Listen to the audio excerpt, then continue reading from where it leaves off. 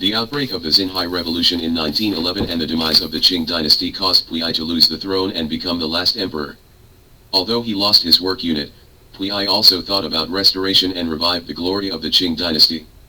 Since he has no children, he naturally takes a fancy to someone as the heir to the throne.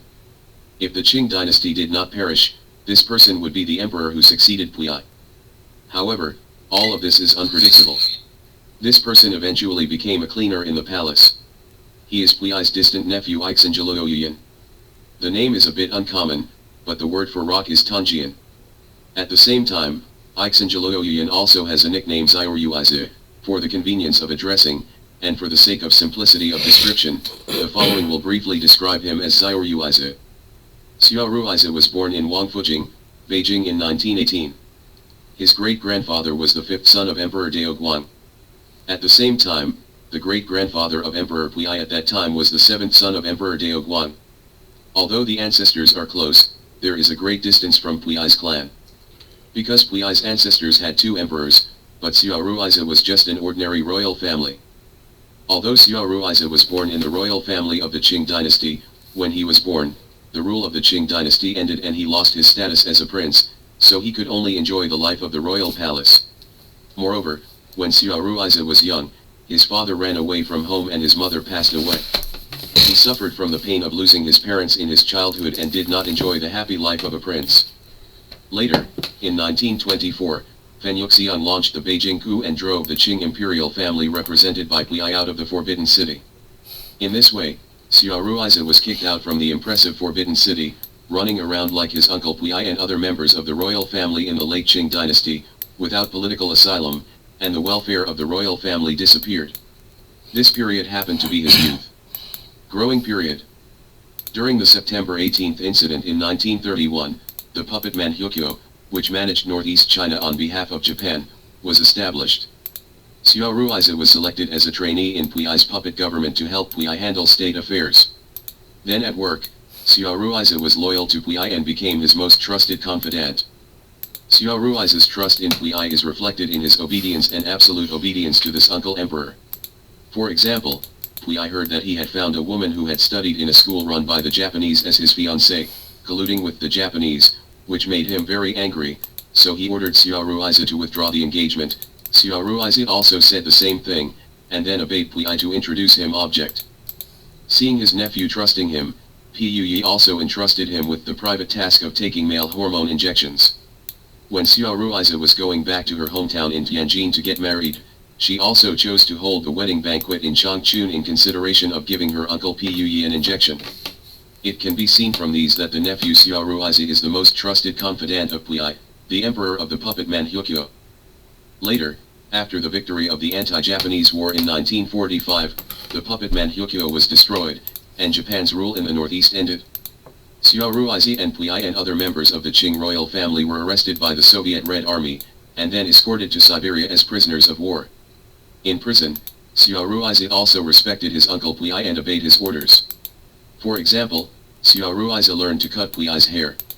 When the food was not good, Xiaoruizi also asked someone to sell a pair of gold bracelets for 1,000 rubles, and then gave them to Puyi to improve the food. Moreover, Xiaoruizi saw a prisoner of war wearing a platinum watch that Puyi once wore, so he bought it back for 300 rubles and gave it to Puyi. Puyi was naturally very happy when he saw that his lost property was recovered. Because of Xiaoruizi's loyalty, Puyi was also very moved. Therefore, in 1950, when Puyi was imprisoned in a Soviet asylum and was about to be sent back to China, only Xiaoruizi and Puyi were left in the room. At this time, Puyi suddenly said to Xiaoruizi, "From now on, I decide to make you my prince. From today on, you will call me Huang Ama. HTTP URL. You know, Huang Ama means Father Emperor in Manchu language."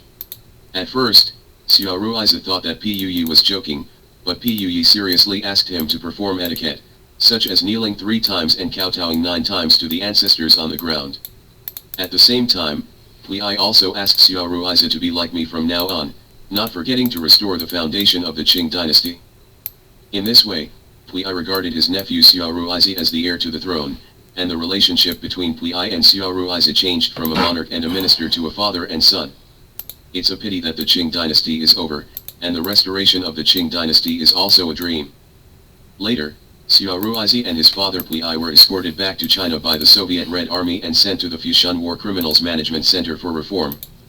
They were released from prison in 1957, 2 years earlier than Pui Ai.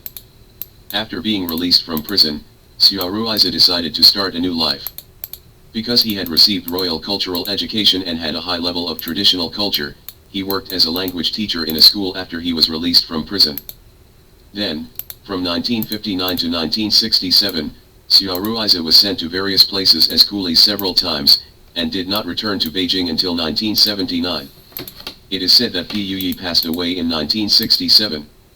It seems that due to special reasons, Xiao Ruizi did not participate in the chase meeting of Father Emperor Pu Yi, but cried alone in the room for a day. After returning to Beijing in 1979, Xiao Ruizi knew that he was no longer young, so he could only find a job as a street cleaner. In 1980, Xiao Ruizi was hired by the Ministry of Culture as a consultant, and he lived a relatively stable life in his later years. In 1999, he fell ill and died in Beijing. It can be seen that Xiao Ruizi, as a descendant of the royal family of the Qing dynasty and the last prince, can still enjoy his old age and die well. The massacre of 20 million people in the Tongzhi Shaanxi-Gansu Hui Rebellion. March 23, 2017. Xiaoming Zhou Research Association. Because I read Zhou Zongtang's biography some time ago, I learned a little more about the Shaanxi Hui Rebellion that occurred from 1862 to 1873. This tragic history that happened in northwest China is still shocking and far-reaching in retrospect, but it is still unknown to most people. This is a catastrophe shared by the Han people and Hui people in northwest China. According to the data analysis of Fudan University's Chinese Population History Volume 5 Qing Dynasty, after the catastrophe, Shaanxi, which had a total population of more than 13 million, died 4.66 million people, of which the population loss in Guangzhou area was as high as 45.8%. Gansu with a population of 19.45 million died 14.55 million. Gansu at that time included today's Gansu, Qinghai, Ningxia, etc., of which Pingliang Prefecture with a population of about 2.8 million died as high as 2.49 million, and Xinjiang Prefecture with a population of about 1.41 million. The death toll was as high as 1.287 million. Many villages and towns originally had a population of tens of thousands. After the catastrophe, there were almost no people in a radius of 10 miles. This catastrophe is called the Shaanxi Hui Uprising by some historical sources. Then, after a deep understanding, you will find that this is completely different from an ordinary uprising of forced rebellion. This is a rare ethnic war initiated by the Hui people in Chinese history. It is not a war between officials and the people, nor is it a war to seize power. This is an ethnic massacre. The cause of the matter. The turmoil first started in Shaanxi. After Yuan, Ming, and Qing dynasties' immigration, the number of Muslims in northwest China has increased day by day. According to the analysis of the article Analysis of the Peak Population of Shaanxi-Gansu Muslims in the Qing Dynasty by Associate Professor Lu Weidong of Fudan University, in the first year of Tongzhi, that is, in 1862, the number of Muslims in Shaanxi was estimated to be about 2 million, accounting for more than 14% of the total population of Shaanxi. This is a huge number. We must know that in 1990, more than 100 years later, the total number of Muslims in Shaanxi was only 132,000. Fourth National Census data. There has always been friction between the Hui people and the Han people due to land, economic and cultural reasons, and the escalation of the friction is the gathering of people to fight in groups.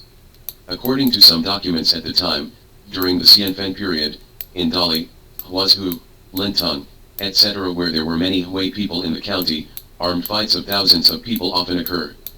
Whenever there is a conflict, the two sides often do not distinguish between right and wrong and only consider whether they are Hui people or Han people. Long-term friction, fighting with weapons and even the resulting casualties have made the conflict between Hui and Han in the conflict area increasingly acute.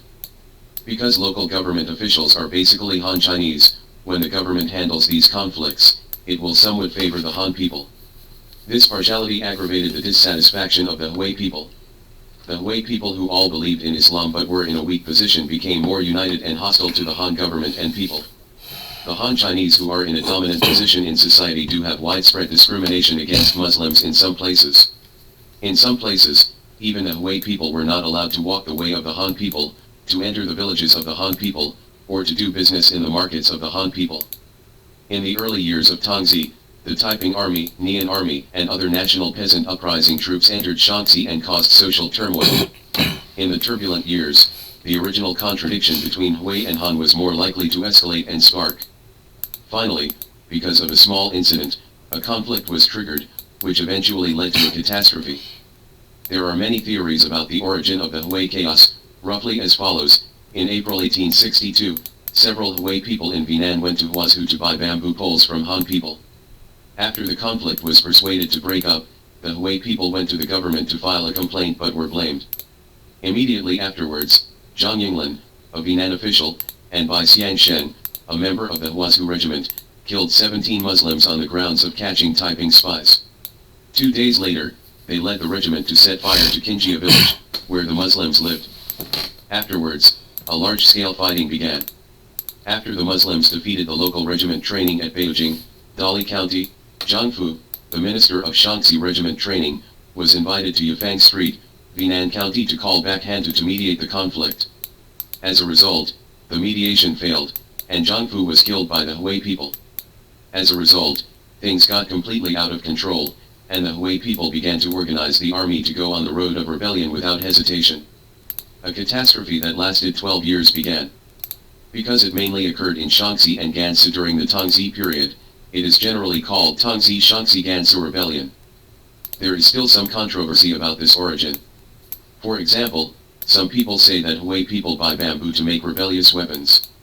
For example, some people say that the reason why Tuan Lian burned Qinjia village was because they found that Hui people had already discussed the rebellion there. They are planning to kill the Muslims in Shaanxi and so on. But generally speaking, it was indeed the Han people who were wronged at the beginning. Later, Zhou Zongtang, who was in charge of suppressing the Shangan Hui rebellion, made it clear, the disaster of Shaanxi Hui was caused by the Han Hui's long-standing grievances, and the reason for the quarrel was actually caused by the Han people. In fact, it doesn't matter who is right and who is wrong in this triggering incident. No matter who is right or wrong, this mistake should not have triggered a massacre that lasted for 12 years and killed nearly 20 million people. Shaanxi Rebellion.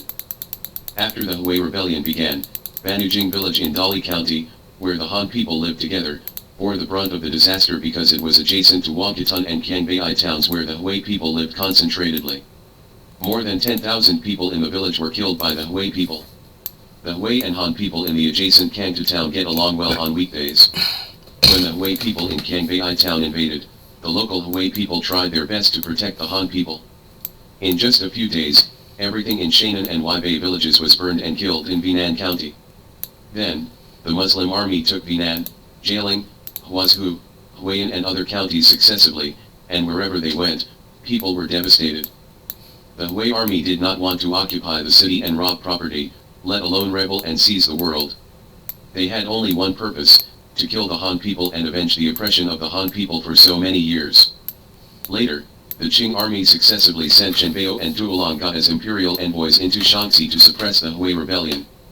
These two, especially Duo Long-A, were merciless in killing Hui people. For example, after Duo Long-A's army captured Wangkatun and Kangbei towns in Dali County, tens of thousands of Muslims, men, women, and children were massacred. Countless similar Muslim villages have suffered the same fate. In August 1863, the Hui army fled to Gansu. The first stage of the Shaanxi rebellion ended. In the next few years, it was mainly the Nian army that fought against the government forces in Shaanxi. During this period, the Hui army who fled to Gansu also took advantage of the chaos to return to Shaanxi several times. In 1866, Zhou Zongtang led an army into Shaanxi.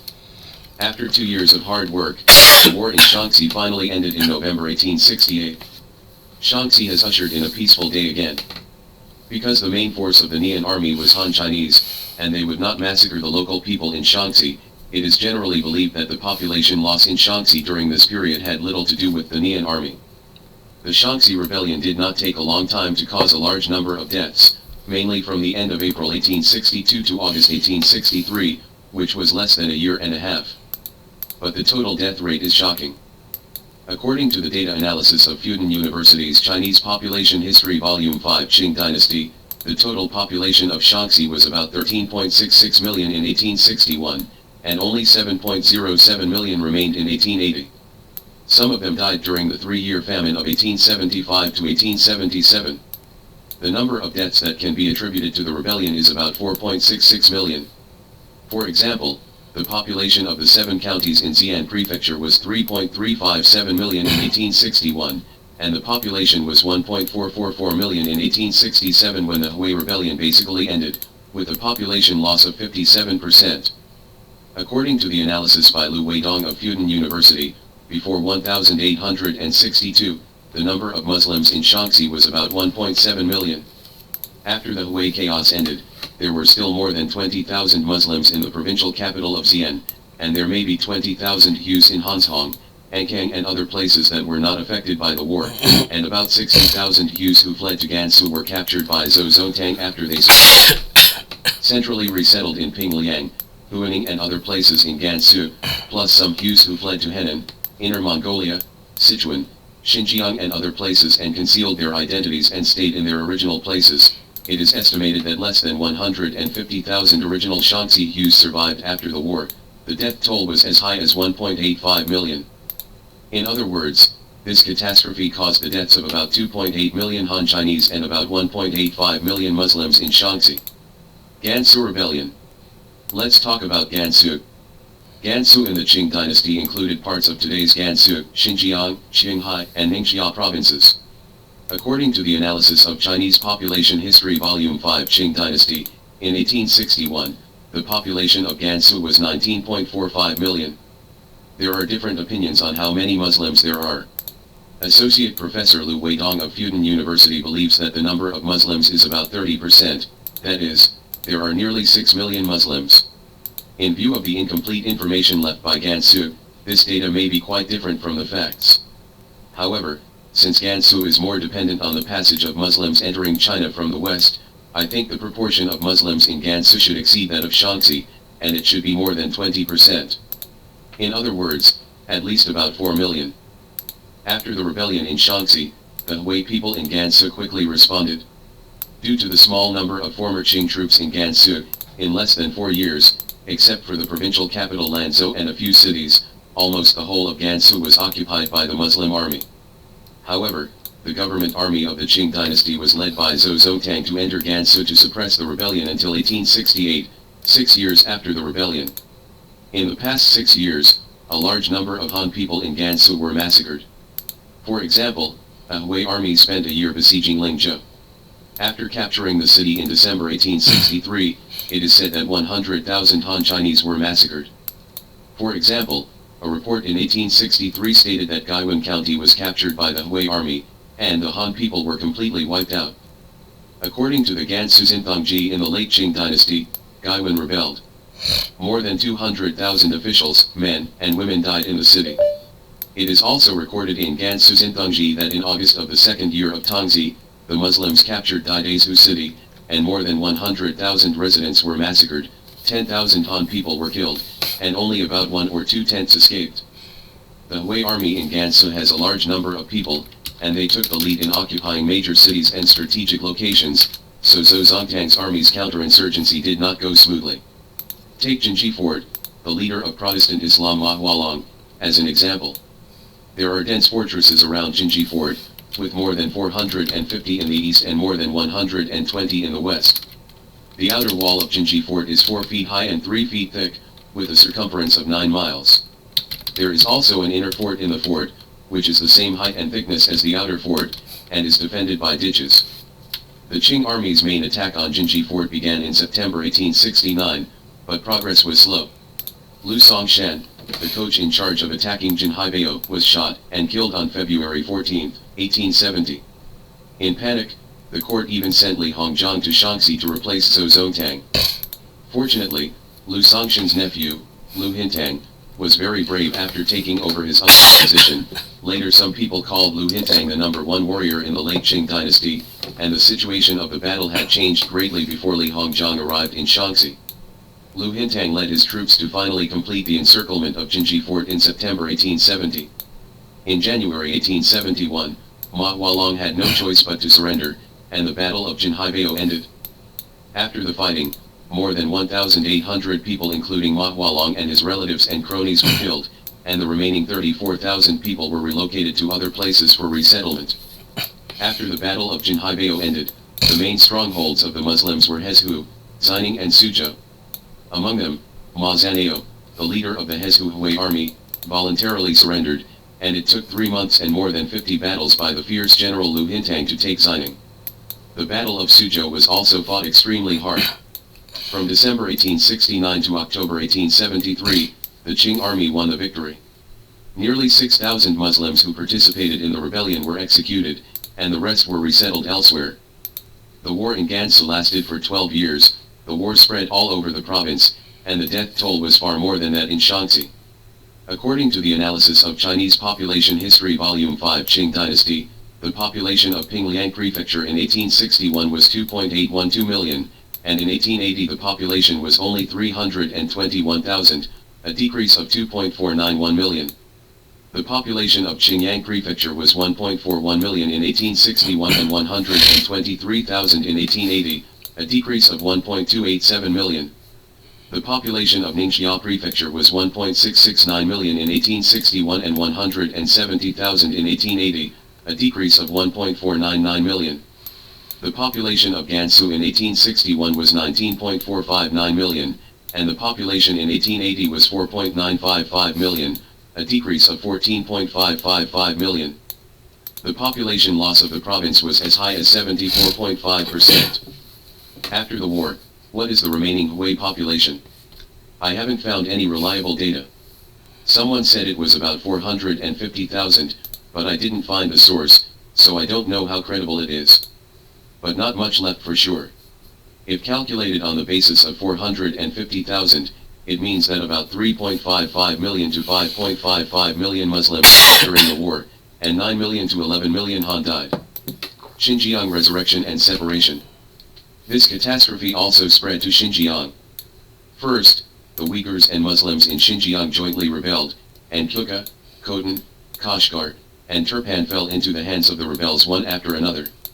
Soon after, the military officer of the Kakhan Kingdom in Central Asia, now defunct, led an army to invade, and in 1865 and 1999, the Jeddah Shah Khanate, which combined politics and religion, was established, which was later renamed the Hangzhou Khanate.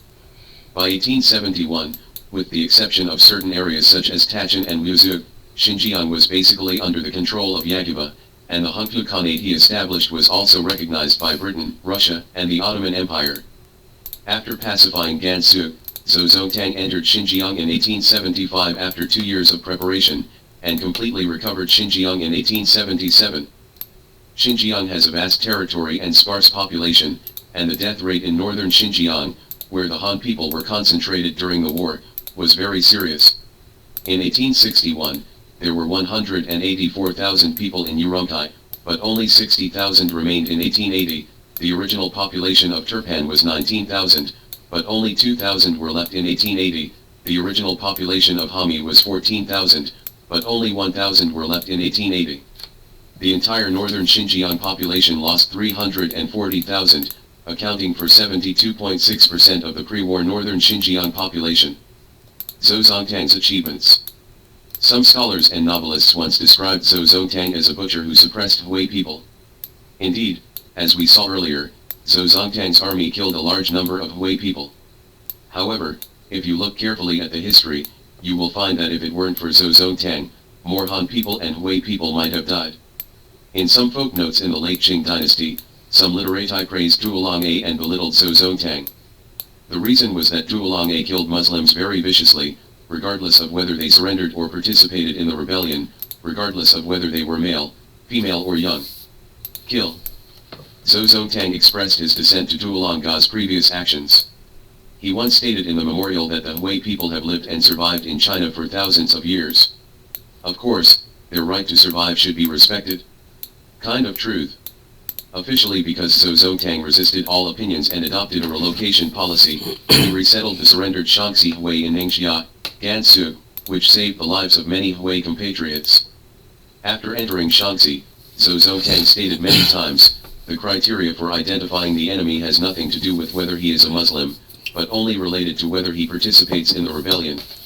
As for those who participated in the rebellion, as long as they were truly willing to surrender their weapons, horses, and food, he welcomed them all. That's what he said, and that's what he does a lot of the time. Take his handling of the Hui people in Shaanxi as an example. In the later period of the Battle of Jinji Fort in Gansu, the rebels ran out of food. Ma Hualong, the leader of the Muslims in Gansu, drove out more than 8,000 Shaanxi Muslims headed by Chen Lin from the fort.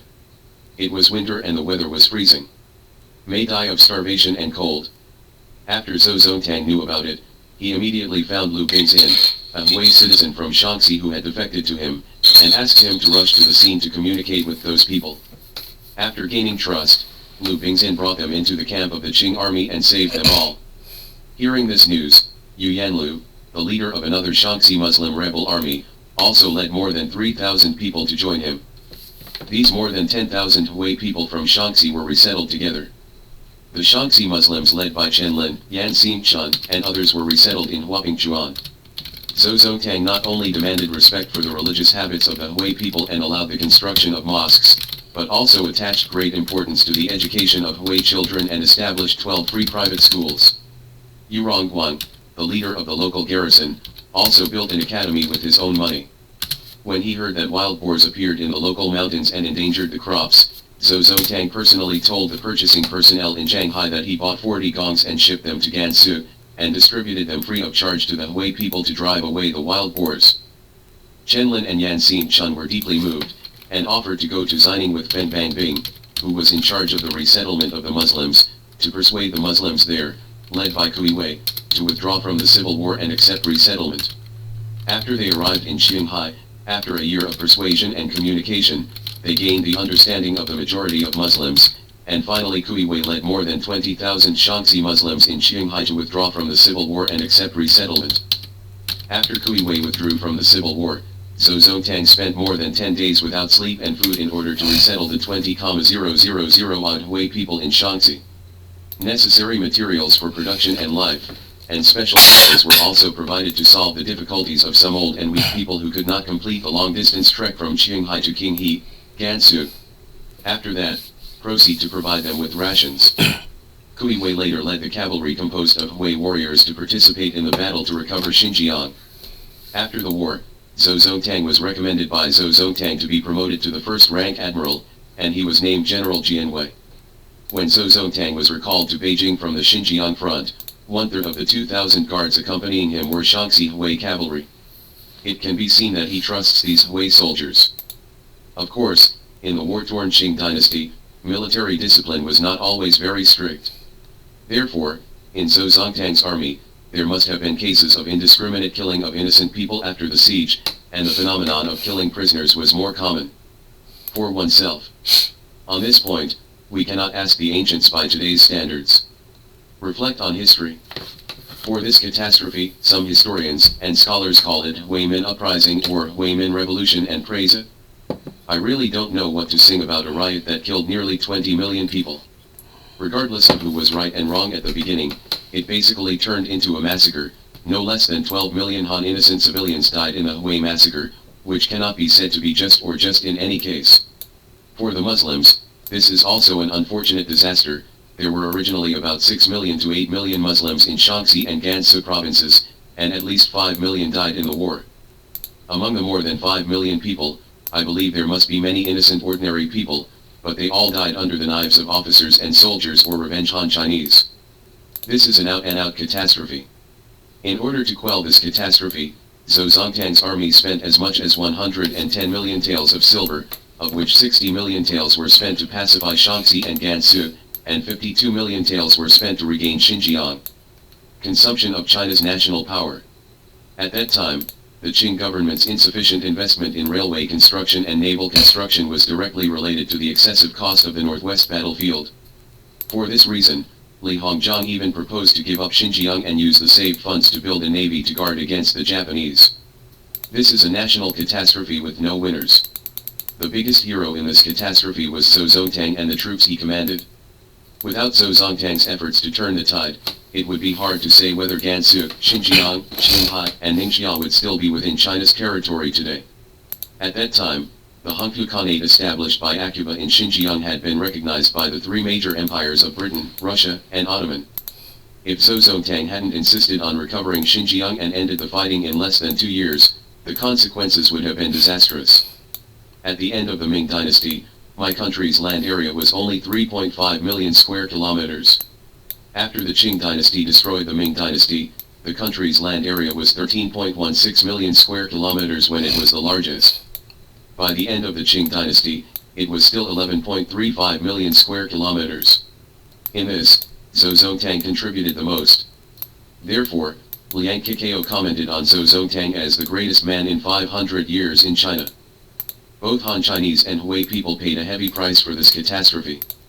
20 million lives were lost because of a meaningless massacre. In today's terms, it was racism and racial discrimination that caused this tragedy. Some extremist Muslims in today's world are brazenly launching terrorist attacks, while another group of people hate all Muslims indiscriminately, which is also due to the ideology of ethnic groups and racism.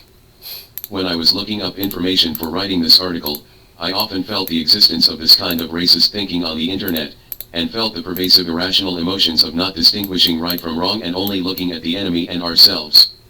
Some people called the massacre against humanity a revolution, while others complained that Zhou Zongtang failed to wipe out the roots. These people are simply not as rational as the people of Xi'an more than 100 years ago. When the Han and Hui ethnic groups massacred each other in other places, there were more than 20,000 Muslims doing business in Xi'an city.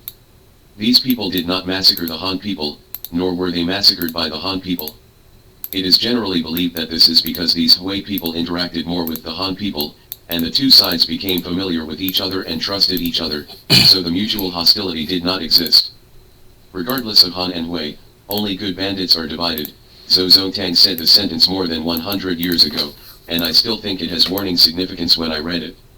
Ask yourself, have we completely put aside all kinds of prejudices to look at the people and things we face? Can we see the world based on right and wrong, good and evil, rather than group organization? Can we give trust to people who are different from our beliefs, cultures, and origins like the people of Xi'an more than 100 years ago? This catastrophe, which killed nearly 20 million people, happened in our country just over 100 years ago. It looks shocking today, but it is rarely seen in many Orthodox history books. I think it deserves to be known by more people, so I spent several days looking for information and 2 days writing this article.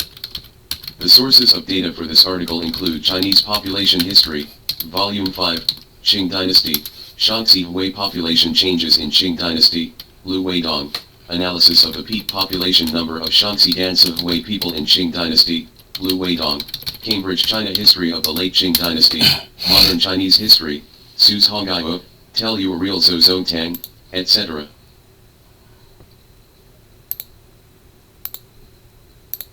On the night of New Year's Eve in 1791, Qianlong glanced at the sign sent by the eunuch and said, "Concubine Yu is going to bed tonight." The eunuch was dumbfounded when he heard it, and hesitated for a moment and said, "Master Yu is 78 years old, and the sign has been withdrawn a long time ago. It's gone." Hearing this, Qianlong couldn't help being furious. There is a rule in the Qing palace: concubines who are over 50 years old do not need to sleep in bed. After concubine Yu received the summons, although she was surprised, she still dressed up carefully before going to see Qianlong. Concubine Yu, also known as Haishi, is the biological mother of the fifth elder brother Yanqi. Since her father, Erjitu, had a low official position, his family background was not good among concubines. Although concubine Yu was not Qianlong's favorite concubine, she accompanied Qianlong for 47 years. When Qianlong was still a prince, concubine Yu had already married him. At that time, 13-year-old Haishi participated in the draft and was given to Hongli, Emperor Qianlong. Since her family background and beauty were not outstanding, when she first entered the mansion, she was princess. In the Hongli Fan mansion, there are already 8 or 9 princesses like Haishi. Concubine Yu is the most inconspicuous and least favored. In 1735, Hongli succeeded to the throne, known as Emperor Qianlong in history. After Qianlong succeeded to the throne, the side Fujin and Gate who followed him during the Kandi period all got titles, and concubine Yu was also named Changzhe. In the harem, concubines are divided into 8 levels, namely Empress, Imperial Concubine, Noble Concubine, Concubine, Concubine, Nobleman, Constant Presence, and Promise. It can be seen that concubine Yu's status in Qianlong's heart is very low. Generally, the ladies who are drafted into the palace will also be named permanent, or even directly named nobles. However, concubine Yu is indifferent by nature, never jealous, and has always lived a simple life. After being the Chenze for 2 years, Qianlong remembered her old love and promoted her to Heiquiran. Su's character of neither fighting nor grabbing attracted Qianlong's attention, and Qianlong began to favor her. Concubine Yu gave birth to Yongqi at the age of 27, who is the prototype of the 5th elder brother in Huanzu Ge. Her mother is expensive by virtue of her son, and was promoted from nobleman to concubine Yu. After Yongqi was born, concubine Yu's mother was honored by her son, and was promoted to concubine Yu, and within a few years, she was promoted to concubine Yu. It can be said that if Yongqi had not been born, concubine Yu might have spent her whole life in the palace in obscurity. After Yongqi was born, concubine Yu patiently taught him and accompanied him to study every day. And Yongqi is studious and smart, and can be described as an all-rounder in both civil and military affairs. He knows astronomy first, geography second, and is proficient in Chinese, Manchu, Tibetan, Mongolian and other languages. In addition, he is also good at piano, chess, calligraphy, painting, writing, shooting and wrestling. With his talent, Yongqi stood out among the princes, and Qianlong valued him very much. In fact, at first, Yongqi did not receive the attention of Emperor Qianlong, and was even ignored all the time. And the occurrence of an unexpected event completely changed Qianlong's view of Yongqi. In 1763, a fire broke out in the Zhusu Qinjian Hall in the Yuan Minjai Yuan. At that time, Qianlong was resting inside, and the 4th elder brother Yongxian was on duty. Both father and son were trapped by the fire. After Yongqi found out, regardless of personal safety, she rushed into the fire scene and carried Qianlong out. Later, when he went back to rescue Yongxian, he found that he had already escaped by jumping out of the window. After the fire incident, Qianlong loved him even more and thought he was very filial. Later, Qianlong named Yongqi, who was only 24 years old, Prince He Shuorong, and adopted Yongxian to Yongsuan. At that time, there were only 3 people who could be named princes. The 5th prince, Yongqi, was named Prince Rong, the 10th prince, Yongxian, was named Prince Chen, and the 15th prince, Yongjian, was later Emperor Jiaqing. It can be seen how much Qianlong valued Yongqi and planned to take him as the candidate for the crown prince. It is a pity that the sky is jealous of talents, and Yongqi, who was only 25 years old, died of illness. After Yongqi's death, 52-year-old concubine Yu was hit hard, and 55-year-old Qianlong was deeply saddened. Although Yongqi left her blood and Qianlong loved her grandson Mianyi very much, concubine Yu's status in the palace still plummeted. In order to avoid recalling Yongqi, Qianlong did not want to see concubine Yu again. Concubine Yu, who lost her son and fell out of favor, lived in difficulty until her old age in a harem full of snobs. On New Year's Eve in 1791, the 80-year-old Qianlong finally let go. On the day of family reunion, he thought of his son Yongqi, and he couldn't help being filled with emotion. He wanted to talk to someone about him, but the only person who could talk about Yongqi with him was concubine Yu. So, he asked the eunuch to summon the 77-year-old concubine Yu, and he had a lot to say to concubine Yu. Concubine Yu also had mixed feelings in her heart after receiving the summons. Although she was old and frail, she still insisted on dressing up and meeting Qianlong. What the 2 old men said in detail is not recorded in historical materials. But what is certain is that they talk about the past, talk about Yongqi, and maybe miss the good times when they were young together. Not long after this meeting, concubine Yu passed away. Qianlong held a grand funeral for her, and she went very well, and even made her a royal concubine, which shows that Qianlong still has feelings for her. In concubine Yu's life, except for the 20-odd years of her son's life, her mother was precious because of her son, who brought her hope and favor, and most of the time was relatively ordinary. Her only regret may be the early death of her son, which made her spend the rest of her life in memory. But in the end, she was summoned by Qianlong, and the knot between her and Qianlong was opened, and she died without regret. Among the concubines in the harem, Concubine Yu's ending is not bad. Perhaps, this has something to do with her character of being indifferent to fame and wealth and not fighting or grabbing. What do you think of it? Comments are welcome.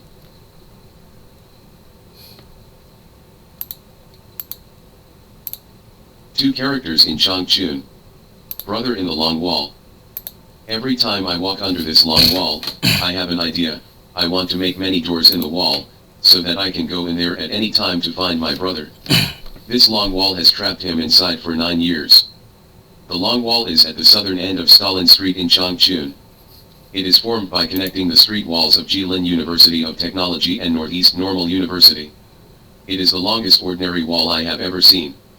Every time I come back to look for my younger brother, I have to walk and walk under this wall, which makes me feel heavy, as if someone will not let me see my younger brother, and I wander here helplessly from spring to autumn, leaving my brother here while I searched for it year after year. My younger brother finished his studies at Jilin University of Technology with difficulty, stayed there to teach for 2 years, and now he is studying as a graduate student here again. He was malnourished since he was a child, and his body was always sick. He was very smart in his studies but stupid in life. He seldom spoke, and he couldn't speak well. The money that my parents and I gave him to study was extremely meager, but he has been struggling to continue studying alone. He also once told me in a letter that people like him have stepped out of the fence and entered the tide of commodity economy in society. Some went to special economic zones, some went abroad, and some got lucrative jobs. Some made a lot of money, and at least found a girl from a good family to marry. No one likes to go to graduate school anymore. But after all, he himself was still reading in the enclosure. I was the one who sent him into this long wall. He was only 16 years old when he was admitted to this university. He passed by the university I was studying at when I was enrolled, and he clearly had my address in his hand, but he was so stupid that as soon as he entered the school gate, he directly mentioned my name when he saw a student and asked, "I'm looking for Shaanxi, where does he live?" Fortunately, I was a sports star in school, and a dozen or so thousands of students were actually asked by him, and the strange chemistry student sent him directly to my dormitory. When he left the next day, he left the backpack containing the admission certificate and fees at my place. I rushed to the station and the train had already left. I was so anxious that I couldn't sleep that night. I was afraid that he would not be picked up at school when he went out for the first time, had no place to live or eat, and would lose himself by sleeping on the street. When I arrived in Changchun the next day and walked the long wall for the first time, because I was anxious to get inside and find my younger brother as soon as possible, I had the strange idea before about this seemingly endless wall. That time after I went into the long wall and went through many twists and turns, I finally found the whereabouts of my brother.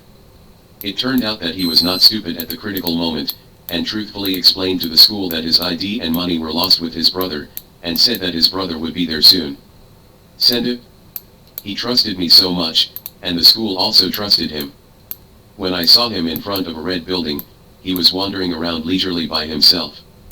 But seeing him intact, I was so happy that I almost cried sadly. This time, after I got inside the long wall, I almost tossed around the entire postgraduate building to find him. Contrary to when he approached me back then, he was originally a graduate student of the principal of the school, and he was also the vice chairman of the graduate student union. He lived in the same building for nearly 3 years, but almost no one knew his name. Fortunately, in a dormitory with the door open like an empty house, I saw a thin and small man with glasses, dirty clothes, and a southern accent, who was kneeling on the ground nailing wooden boxes. After his guidance, I finally found my younger brother who lived alone in another dormitory that also looked like an empty house. He didn't know whether he was excited or not when he saw me, just like seeing me at home. I told him about the person who pointed me out just now, and he said it was his brother, a doctor who had just graduated and was about to leave school. My God, if my brother didn't tell me, I would have thought it was a maintenance worker from the south. In fact, apart from being tall, my younger brother is no different from his senior brother. My brother asked me what I was doing here, and I said that I was traveling across the country by bicycle and passed by Changchun to see him. He seemed not surprised at all when he heard that I was visiting the park. It seems that he still trusts me so much. We went out for lunch together, and he said he had something to do and left. I was very tired after riding for a few days, so I went back to his room to sleep alone. Before going to bed, I remembered that I hit my brother once when I was a child, and that was the last time I hit him. My parents were away that morning, and my brother and I were the only ones at home.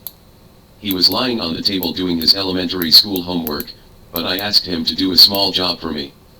He didn't move, so I hit him, and hit him again after a while. He was powerless to resist, sweating profusely with anger, and retreated to the corner, his already thin body trembling, but he never gave in. Finally, he couldn't bear it anymore, and picked up an axe in the corner. Although he didn't have the courage to lift it up, the mere movement of him holding the axe shocked me all of a sudden, made me flinch silently, and turned away. Since then, not only have I never hit my younger brother, but I have never hit anyone who is weaker than me.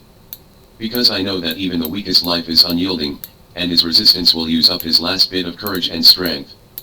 This incident made me forever feel guilty about my brother. But when I mentioned it to him later, he said he didn't remember it at all. Whether he remembers it or not, it is absolutely true that an action he made when I was a child taught me how to be a human being. Old brother who loves life. 1987 Spring Festival at Chu Yuyuan's home. The right song has its source, and the left song lyrics.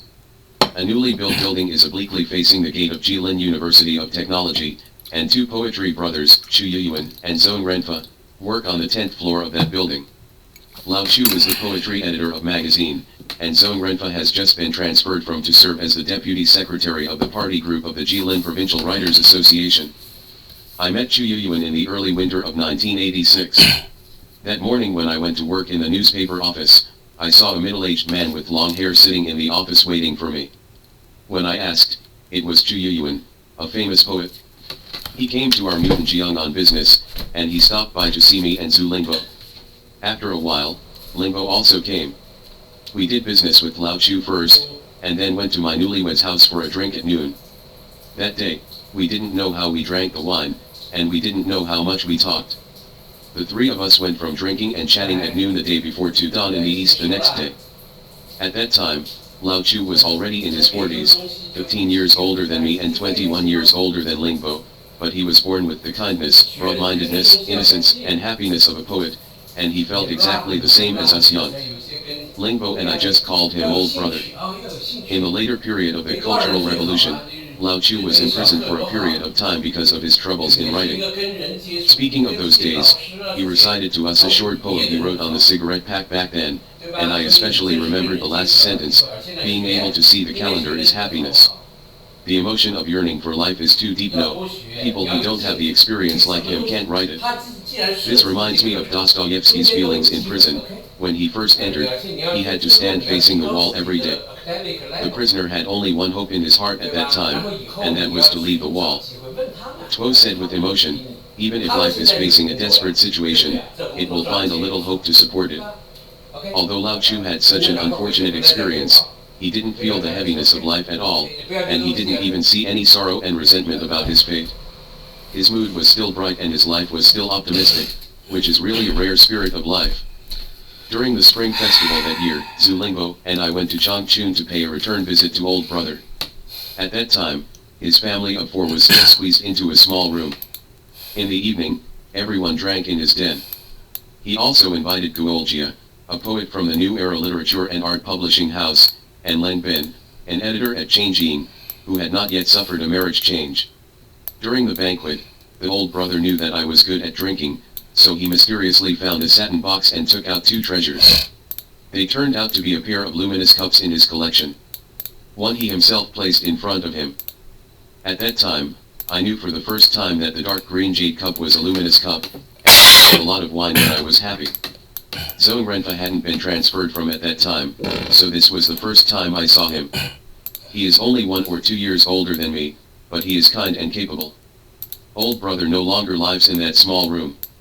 The unit was just allocated to him, a new unit on the 7th floor on the west side of Nanhu Park of Wave Light Shaking and Luan Painting Bridge. Yesterday afternoon I went to see him and Renfa in the editorial office of Writer, and he asked Renfa to drink at his house in the evening, so he happily led me back to see his new house. He told me about his decoration, furnishings, etc. along the way, and when he entered the door, it was really unusual. The sofa, telephone, study room, and especially the large European-style glass dining table in the square hall were covered with brand new tablecloths. Looks really rich, and his son, who is already taller than him, is his treasure. He called his wife and ordered to buy vegetables and wine, then took out 2 snacks and beer from the refrigerator, and dragged me to the balcony with the red carpet, condescending, and had a drink facing the scenery of the South Lake. The auspicious star of fate finally shined on this gentle and optimistic old man, and gave him a life blending with his poetic mood. Speaking of his large aluminum alloy bookcase that occupies an entire wall and contains thousands of books, he told me that there are 2 boxes of books at one end that are kept by Len Bin. Len Bin has been divorced, leaving behind a young daughter who went to Beijing Film Academy to study alone. I felt a trace of sadness rising in my heart, lamenting the impermanence of life. When Zhong Renfa arrived, Yu Yuan's virtuous wife had already prepared a table of dishes, and the brother was busy spreading plastic paper on the floor around the big dining table for a long time before the formal meal began. Sitting in front of the dining table to toast and drink, there is a bit of an aristocratic atmosphere, except for the action of putting plastic paper just now. At the table, Renfa talked to me about their plan to publish a set of modern poetry library information books, hoping to collect all modern poems and poetry theories in China for more than 10 years, so as to preserve them in the future. He asked me to contact poet friends from all over the world to help collect poems and manuscripts. I didn't go back to my brother until late in the day. Followed by the brother who saw me off, saying nothing would let me take a taxi, but insisted on running back with me. He said he does morning exercises every day, and I was convinced after running. Although he was almost 50 years old and his body was fat, he ran a little slower, but he was very relaxed. In the end, he stood under the street lamp and watched me walk into the gate of Jilin University of Technology, and shouted from behind, "I must pass by here when I come back."